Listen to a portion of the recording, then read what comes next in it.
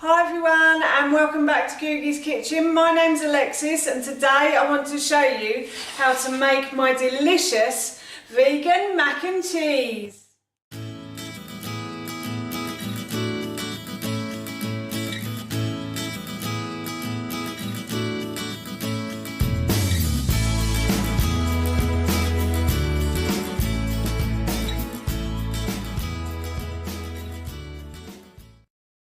I want to show you how to make my delicious vegan macaroni cheese, but before I do, if you are new to my channel, then hello and welcome.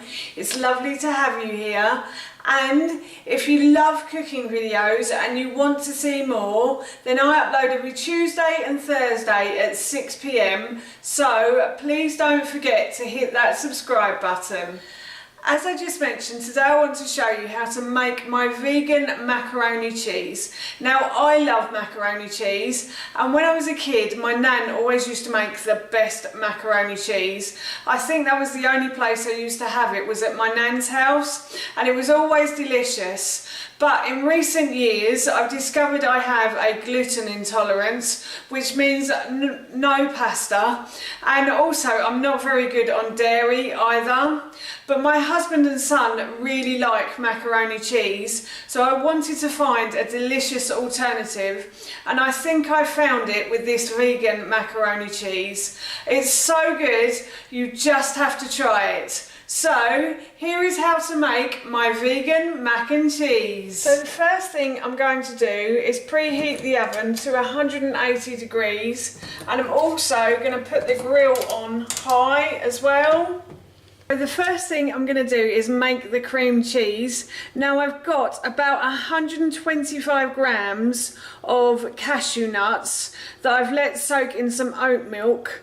In the recipe, which I will link in the description box below for you, it does actually state that to use 200 grams of cashew nuts, but I'm halving this because there's only 3 people eating it, so it's me, my son and my husband, and my son only still has small portions, so I've done him sort of half the nut amount. So there's 125 grams of nuts in here and probably about 200 mils of oat milk, and I've left these to soak for about 6 hours. That's only because I forgot to do it last night, but I would recommend that you soak them overnight because it does make it easier to blend them then. And all I'm going to do now is pour these into my NutriBullet cup. If you've got a blender, then that's great. They're great to use for this recipe. And then I've also got 2 tablespoons of nutritional yeast. Nutritional yeast is like a dried flake powder. It's actually a plant, but it tastes just like cheese, and this is what gives the macaroni cheese that cheesy taste, I think anyway. And I'm going to put that in there as well, and then I'm going to blend these ingredients together. Blended the cashew nuts and the milk and the nutritional yeast as well until they form a smooth paste, and then I'm going to move on to making the base of my macaroni cheese now. So I'm just bringing a pan of water to the boil, and I'm going to add about 175 grams of pasta to that. Again, the ingredients have been halved on this dish, because it's only Ted, Howard and I eating it. I'm going to turn the heat down a little bit on that, and I'm going to cook the pasta as per the packet instructions now. So while the pasta is cooking, I've put my pan onto a high heat, and I'm just going to add a little bit of oil to the base, probably about a teaspoon, couple of teaspoons, and then I'm going to spread it round as I always do with a plastic brush, just so it covers the base evenly. The pan is nice and hot now, and I'm just going to add one chopped up leek to the bottom of the pan.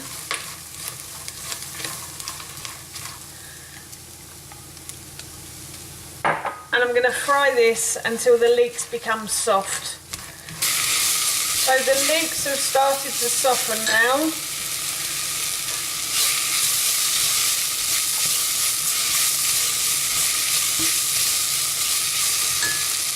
And I'm going to add grated carrot to this now, And I'm going to stir this again until the carrot starts to soften.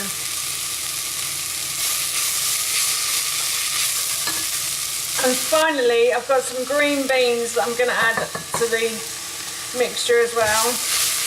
These are sliced green beans.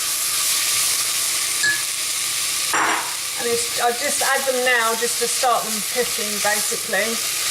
Finally, I'm going to add the cream cheese that I made earlier, cashew nut cream cheese that I made earlier, to this. So my pasta has also finished cooking, and what I'm going to do is add the pasta to the sauce and a little bit of water from the bottom of the pan, and I'm going to mix these round until the cashew nut cream cheese mixture is all covers the pasta completely. That's the way you want it. I've got myself a heat-proof dish, and what I'm going to do is put the pasta and the sauce into this heat-proof dish.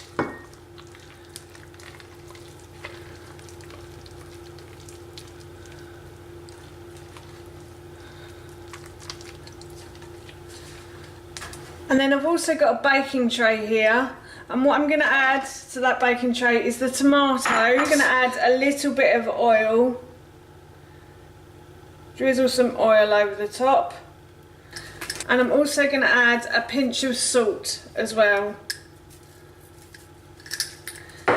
And then I'm going to toss the tomatoes in the oil and the salt, and I'm now going to put these under the grill for as long as the macaroni cheese takes to cook. So as you can see, the tomatoes are cooked and they have splits in them, and some of them have started to go brown. So I've removed those from under the grill, and I'm going to leave those to cool while I wait for the mac and cheese. So the macaroni cheese has started to go nice and golden brown on top now. So I'm going to take this out of the oven too. So I'm just going to put a little bit of the macaroni cheese in a bowl, because we are actually going to have this later for dinner. Which is the great thing about it as well, is you can always reheat this if you want to as well. I'm just going to give it a try now.